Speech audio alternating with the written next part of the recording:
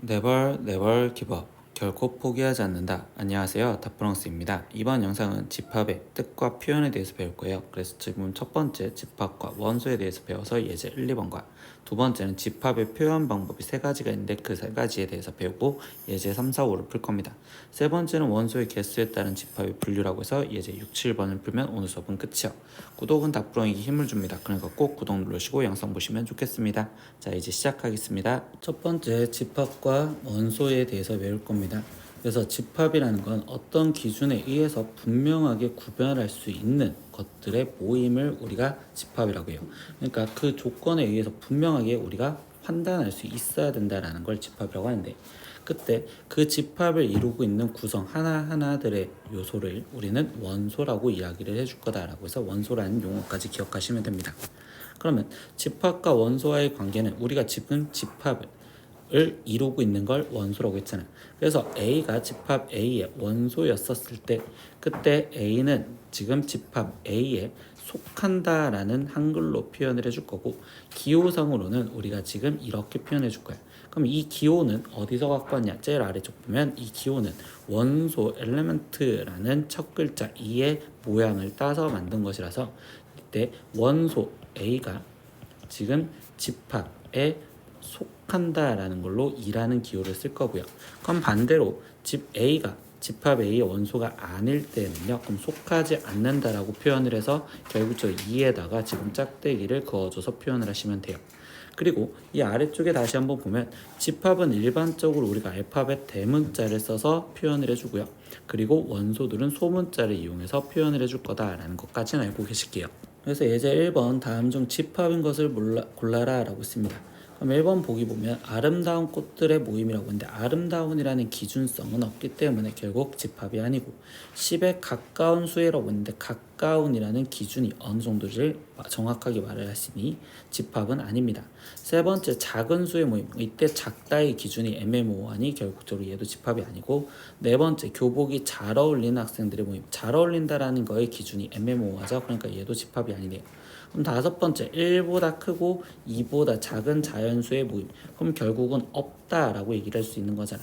그럼 저기에 없다라고 얘기를 할 수 있는 건 우리가 기준이 정확하니까 5번이 집합이구나 라고 체크하시면 돼요. 두 번째 문제입니다. 12의 양의 약수의 집합을 A라고 한다면 그때 다음 네모 안에 지금 기호를 정확하게 표현해라. 그러면 12의 양의 약수는 1, 2, 3, 4, 6, 12. 그러니까 얘네들이 지금 원소다라고 얘기를 해주겠죠. 그럼 1번을 보면 1은 지금 집합 A의 원소라고 얘기할 수 있으니까 속한다라는 표현으로 2라는 기호를 쓰시면 되고요. 8은 지금 A에 속하지 않죠. 그러니까 속하지 않는다라고 정확하게 표현하시면 되겠네요. 그러면 이제 집합을 이제 표현하는 방법에 대해서 말 건데, 그럼 그 표현 방법은 크게 세 가지로 나눠서 첫 번째는 원소 나열법. 즉 원소 나열법은 지금 1, 2, 3, 4, 5 이렇게 쓴 것 같이 중괄호를 꼭 써서 이 중괄호의 기호 안에 모든 원소를 나열해서 나타내는 방법을 우리는 원소 나열법이라고 할 겁니다. 그럼 이 원소 나열법을 할 때는 이 아래쪽에 보면 원소의 나열 순서에는 관계가 없는데, 이때 웬만하면 학생들이 1, 2, 3과 3, 1, 2 이렇게 써져 있는 건 웬만하면 1, 2, 3이라는 게 좀 더 마음이 편한 거는 있잖아. 그래서 웬만하면 이렇게 써주는 것 뿐인 거예요. 그리고 두 번째, 같은 원소를 되풀이, 즉 중복하여서 나열하지 않습니다. 그러니까 1, 2, 3, 2 이렇게 쓰여져 있는 거를 쓰지 않고 우리는 그럼 2가 중복됐으니까 2는 한 번만 써서 1, 2, 3 이렇게 표현을 하시면 돼요. 두 번째, 조건 제시법이라는 방법이 있습니다. 그럼 조건을 제시하는 방법인데요. 그럼 그때 조건 제시법은 지금 이렇게 x 이거를 읽을 때 바 x의 조건을 쓴다라고 합니다. 그럼 그 조건 제시법에서 얘기해 주는 건 이 바 앞에 쓰는 여기에 쓰여지는 얘 문자 또는 기호가 원소가 되는 거고, 그럼 이 원소에 대해서 우리가 지금 조건을 써주시면 되는 거예요. 그래서 이걸 조건 제시법이라고 표현을 해줘요. 그리고 세 번째는요, 벤 다이어그램이라고 얘기를 하는데 그거는 집합을 그림으로 표현하는 방법이야. 그래서 우리가 지금 아까 어떤 A라는 집합이 만약에 우리가 원소나열법으로 쓴다면 1, 2여 이렇게 써져 있는데, 이걸 벤 다이어그램으로 그릴 때는 그러면 A라는 동그라미에 1, 2 이렇게 들어가 있어요. 이렇게 표현해 주는 걸 그림으로 표현한다라고 하건데, 근데 거기서 착각하지 말아야 되는 게 이 동그라미만 벤 다이어그램이 아니라 말 그대로 그림으로 표현한대. 그래서 나는 예를 들어서 A라는 애를 지금 조건제시법으로 X바, 이때 X가 지금 2보다 작아요 이렇게 지금 표현해 줬어. 근데 이건 원소날법으로 쓸 수는 없고, 그러면 얘는 지금 수직선을 이용해서 2보다 작다라고 해서 이 집합을 우리가 A라고 하는구나 라고 해서 이 그림은 동그라미로 표현을 하거나 또는 수직선으로 표현한 것도 벤 다이어그램이다 라고 생각을 하시면 되겠어요. 그래서 예제 3번 문제 보면요, 다음 집합에서 원소날법으로 나타낸 것은 조건제시법으로 바꾸고 조건제시법으로 나타내는 건 원소날법으로 나타내래.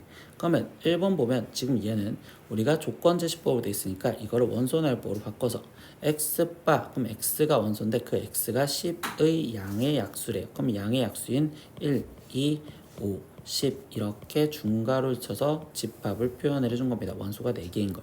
두 번째 b는요, x바, 그러면 지금 이 상태에서 얘도 지금 우리가 원소날법으로 쓸 건데 x가 원소인데 x는 3의 양의 배수래. 그러면 3의 배수들 3, 6, 9, 12. 근데 너무 많잖아. 그래서 그때는 점점점 이렇게 해서 표현을 해줄 겁니다. 세 번째 C 집합은요, x바 그리고서 이 상태에서 얘가 지금 이렇게 부등식으로 되어 있습니다. 그럼 부등식으로 되어 있을 땐 부등식의 해를 풀려고 할 거라서 이때 x-2에 x-1은 0보다 작거나 같고, 그럼 이때 해가 1보다 크거나 같고 지금 2보다 작거나 같다. 근데 문제에서 지금 x는 정수다 라고 알려줬죠. 그럼 여기에 있는 정수를 우리가 원소날법으로 쓰니 얘는 1과 2 이렇게 원소 2개 있는 집합으로 표현하시면 되겠죠. 네 번째입니다. 집합 D. 이건 원소날법으로 쓰였네. 그럼 이거를 조건제시법으로 바꿔줄 거니까, 그럼 나는 원소를 x라고 생각해서 x바라고 썼을 때 이때 x는 지금 우리가 5에 10, 15. 그럼 당연히 5의 배수라는 게 보이는데 얘는 딱 100까지 끝나잖아. 그러니까 100 이하의 5의 배수예요. 이렇게 정확하게 쓰시면 돼요. 간혹 학생들이 지금 5의 배수예요 라고 조건을 쓰는 애들이 있는데, 그 5의 배수라고 쓴다면 우리가 예제 2번에서 본 것처럼 얘는 끝없이 많이 가기 때문에 전제 조건에 꼭 100 이하라는 내용까지 꼭 써줘야 된다는 걸 기억하시면 되겠어요. 예제 4번입니다. 다음 집합을 벤 다이어그램으로 이번에는 표현하래요. 그러니까 그림으로 표현하래. 근데 A가 X바라고 돼 있으면서 방정식이죠. 그럼 이번에는 방정식의 해를 풀려고 X-2, X-1은 0이니까 그럼 해가 지금 X는 1과 2잖아요. 그럼 이걸 벤 다이어그램으로 그리래. 그럼 이때 동그라미 A라는 이 동그라미 안에 원소가 1과 2가 있어요. 이렇게 표현하시면 되고요. 두 번째 B라는 지금 집합은 X바, 지금 부등식으로 표현되어 있죠. 그럼 부등식의 해를 풀기 위해서 지금 표현하니 X-1이 0보다 작아요. 그럼 얘는 1보다 크고 X가 2보다 작아요. 근데 이거는 원소가 지금 정해져 있는 게 아니라 너무 많잖아. 그래서 이때 벤 다이어그램은 우리가 수직선으로 표현해야 되는구나. 그럼 1보다 지금 크고 X가 2보다 작아요. 그럼 여기에 있는 이 벤 다이어그램 표현한 얘를 집합 B라고 표현할 수 있구나. 이렇게 표현하시면 됩니다. 예제 5번입니다. 집합 A가 지금 원소가 0과 1과 2를 갖고 있는 집합에 대해서 다음 집합을 원소날법으로 나타내세요. 그럼 이렇게 돼 있는데 이때 X라는 거에서 A 플러스 B 바라고 돼 있으니까 A 플러스 B, 얘가 지금 원소가 되는 겁니다.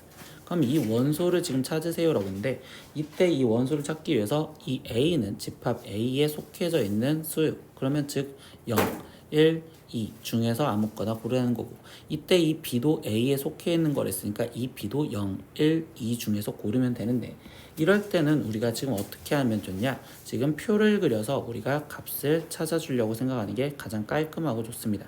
그러면 A, B라고 썼을 때 A가 될 수 있는 수는 0, 1, 2가 되었고 B도 0, 1, 2 중에서 되었겠죠.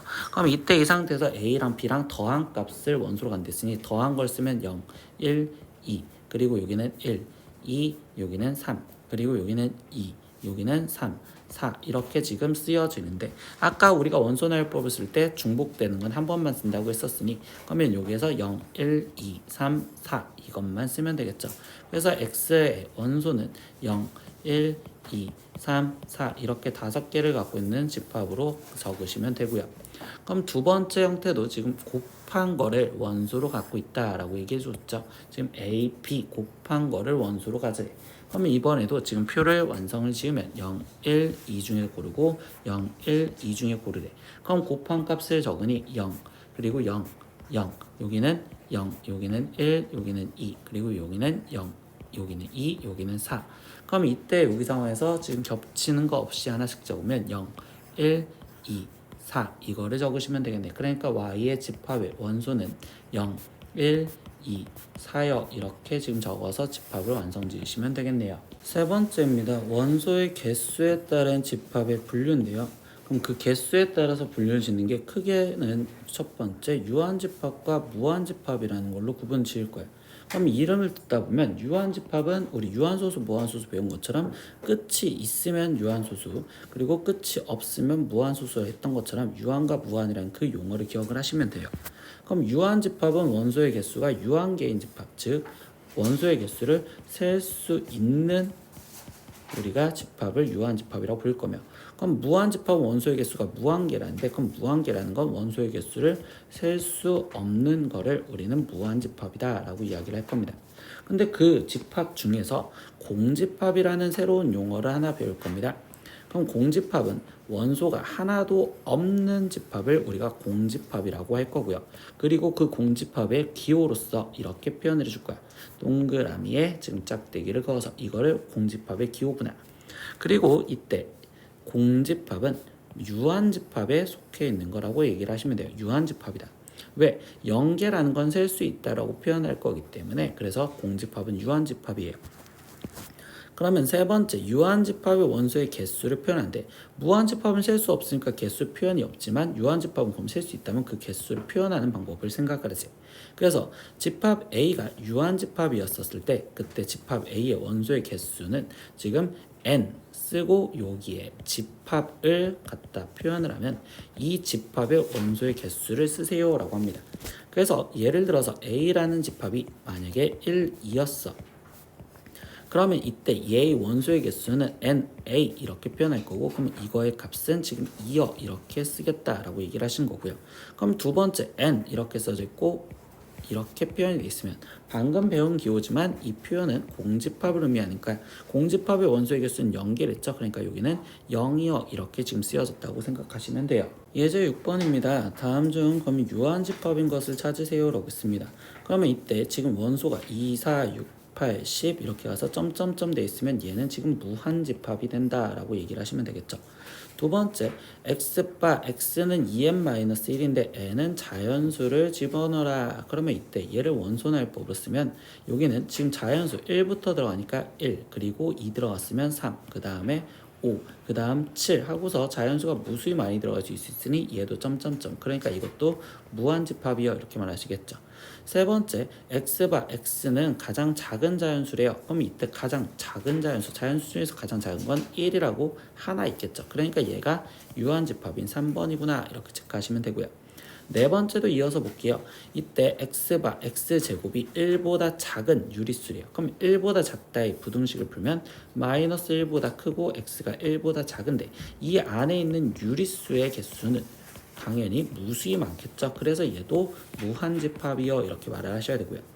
다섯 번째, a 플러스 b바라고 되어 있습니다. 그럼 얘가 지금 원소인데 그때 0과 1 사이에 있는 a는 무수히 많고 b도 지금 0과 1 사이에 무수히 많아. 그럼 그 두 수를 더한 값도 무수히 많을 거니까 얘 또한 무한집합이야. 그래서 답은 3번이라고 정확하게 체크하시면 돼요.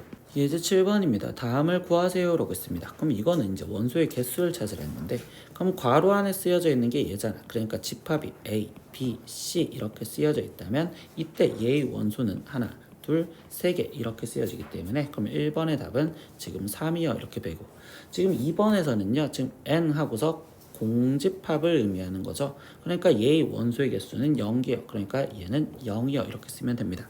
그럼 3번은요 뭐냐, 지금 이 상태에서 얘에서의 집합은 지금 이렇게 쓰여져 있는 거죠. 그럼 이때는 이렇게 공집합 기호처럼 생겨져 있는 이 원소를 하나를 갖고 있다는 의미이기 때문에 얘는 원소의 개수는 한 개요 이렇게 쓰셔야 되고요.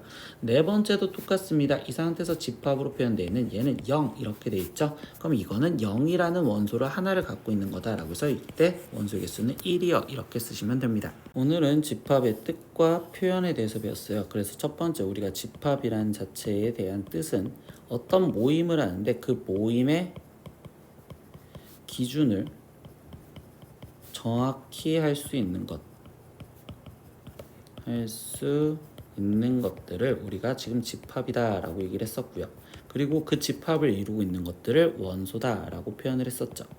그래서 그 원소 A가 집합 A에 속해져 있는 원소라면 이때는 지금 속한다 라는 기호로서 표현을 하자 라는 것까지 배웠던 걸 기억하시면 돼요.